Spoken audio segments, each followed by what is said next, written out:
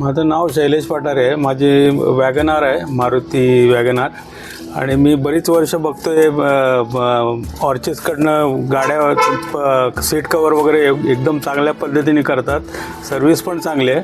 म्हणून मी आज माझी गाडी इतकी 14 वर्षाची गाडी आहे गाडी, तरी पण मला एवढं मस्त वाटलं आणि कामात एकदम सॅटिस्फॅक्शन आहे. थँक्यू.